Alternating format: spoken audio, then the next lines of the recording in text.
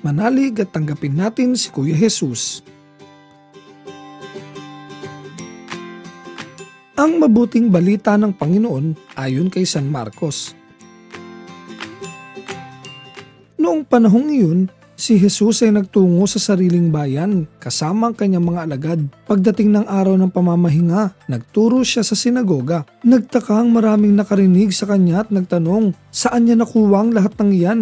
Anong karunungan itong ipinagkaloob sa kanya? Paano siya nakakagawa ng mga kababalaghan? Hindi ba ito ang karpinterong anak ni Maria at kapatid ni Santiago, Jose, Judas at Simon? Dito nakatira ang kanyang mga kapatid na babae, hindi ba? At siya'y ayaw nilang kilanlin. Kaya't sinabi ni Jesus sa kanila, ang propeta'y ginagalang ng lahat, liban lamang ng kanyang mga kababayan, mga kamag-anak at mga kasambahay. Hindi siya nakagawa ng anumang kababalagan doon, maliban sa pagpapatong ng kanyang kamay sa ilang may sakit upang pagalingin ang mga ito. Nagtaka siya sapagkat hindi sila sumasampalataya.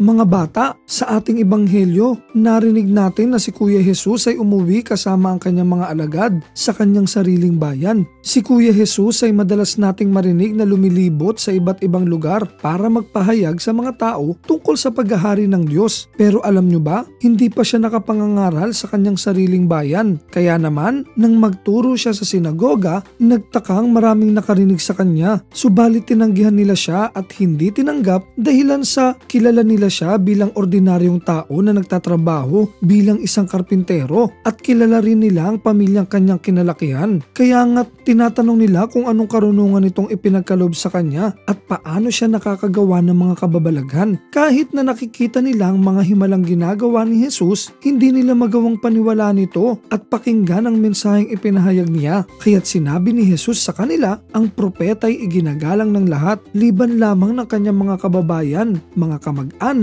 at mga kasambahay. Hindi makapaniwala ang mga kababayan ni Kuya Jesus na makikita nila ang kapangyarihan ng Diyos na gumagalaw sa mga kamay ng isang karpintero. Ano kaya ang pinagmumulan ng hindi nila pagtanggap kay Kuya Jesus? Pagkamangha, katigasan ng ulo at puso, inggit, nakakabulag ang lahat ng ito. At kapag walang tiwala kanino man ang isang tao, lagi na lang niyang pinupuna ang iba, pinagdududahan at hinuhusgahan. Mga bata, may mga tao bang hindi mo matanggap at lagi ka na lang naiinis sa kanila? Iniisip mo ba na mas paborito at mas mahal ng magulang mo ang iyong kapatid? May mga pangyayari bang pilit mong dinidedma dahil hindi mo matanggap kung ano ang epekto sa buhay mo? Tulad sa kaklase mong mas magaling sa'yo, hindi mo mahihigitan ang grades niya? Baka natutulad na tayo sa mga kababayan ni Kuya Jesus na hindi makita ang kilos ng Diyos dahil sa hindi pagtanggap sa iba at pansariling panguhusga. Buksan natin ang ating diwa at puso sa mga hindi inaasahang pagpapakilala ng Panginoon sa ating kapwa, mga bata.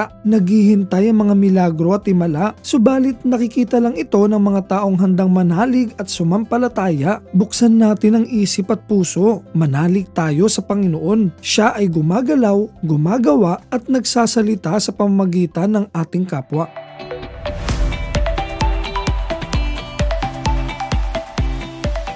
Sa binyag na ating tinanggap, tayo ay naging mga anak ng Diyos at magkakapatid kay Kristo. Inaanyayahan tayo na tanggapin ang bawat isa at magkaisa. Kaya naman, sikapin natin mga bata na una, unawain ng bawat tao ay may kanya-kanyang kalakasan at kahinaan. Bawat isa ay may sariling landas at panahon ng tagumpay. Mahalaga na maunawaan na ang buhay ng bawat isa ay hindi pare-pareho at ang pag-unlad ng iba ay hindi nangangahulugan ng kabiguan mo. Tanggapin ang pagkakaiba-iba ng bawat isa. Ang ikalawa, maging mapagpasalamat mga bata. Maglaan ng oras araw-araw para magpasalamat sa mga bagay na meron ka at magbahagi ng iyong oras at talento sa iba.